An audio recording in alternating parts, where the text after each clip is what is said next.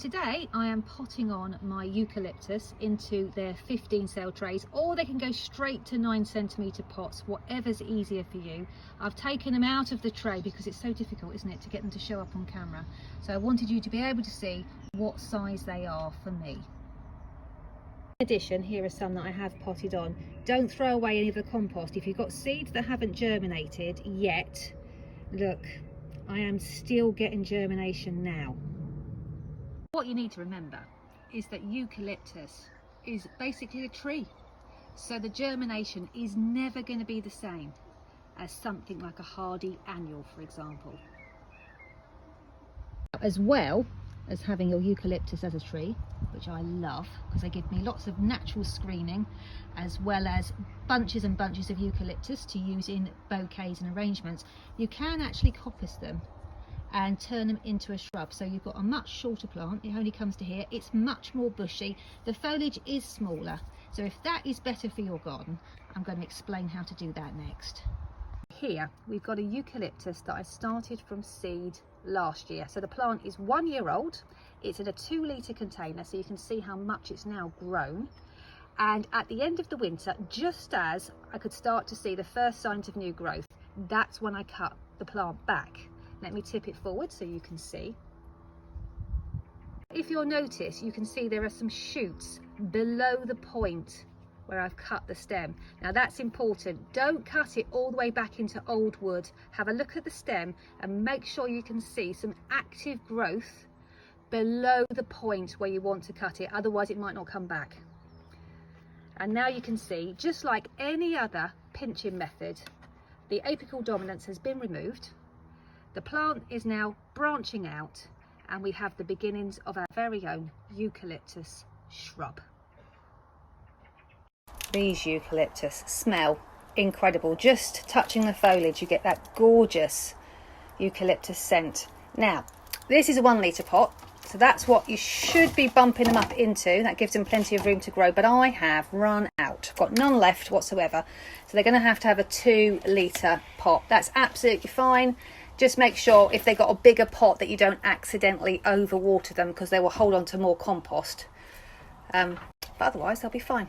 Perfectly happy. Room to grow. Here I've got a eucalyptus plant for us to do together.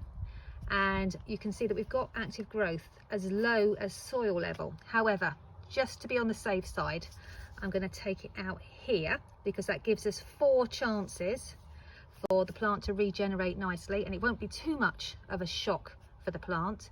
And you want to make sure that you cut just above, literally just above a set of leaves there. Before I do that, let me just explain. If you cut the stem in the middle, make sure you immediately come back and cut it to just above a set of leaves, because if you don't, what can happen, well, what will happen is this stem will die back, because there's no nodes here, there's nowhere for it to shoot. It will start to die back, and it can continue dying back straight past the point where the growth is. So we don't want to risk that happening. So a nice, clean, sharp cut just above a set of leaves. Right, you ready? 1, 2, 3, and snip. Gone. Also, don't want to cut the plant too high up. If you're a bit nervous and you're thinking, I'll just cut it a bit higher up, you can, but look what an untidy plant that can make. My view from the summer house. Can you see? Let me step back a bit. We've used some eucalyptus. These are in their 2nd year. We've used them for screening, because there's a side gate there. But for privacy, you've just lined them up. Doesn't it look good? And then they're here for floristry as well.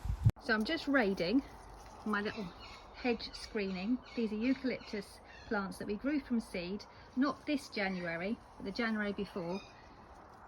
And look at the foliage. At this time of the year, it is such good quality. Absolutely beautiful, and it's going to look stunning with just about everything in the garden. I thought you might like to see what the grey asters look like with the eucalyptus.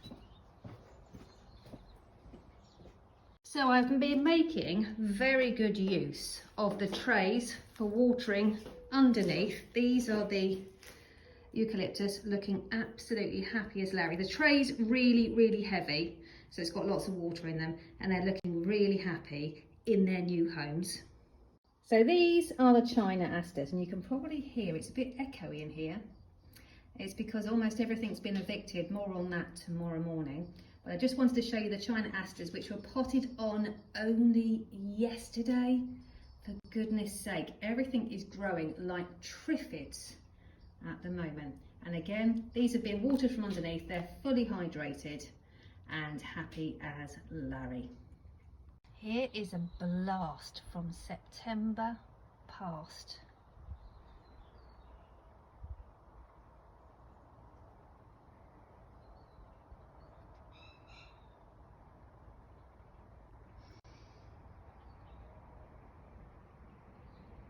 Oh my God, I thought that you might like to see what the asters are going to look like with the eucalyptus. My heart is skipping a beat. Look at that. That is the most simple arrangement ever. It's a bucket, for goodness sake. It's just a black bucket. Oh my goodness me. Look at that. So that's just 3 packets of seeds. The aster, the eucalyptus, and the statice in the white. Oh my God. Oh.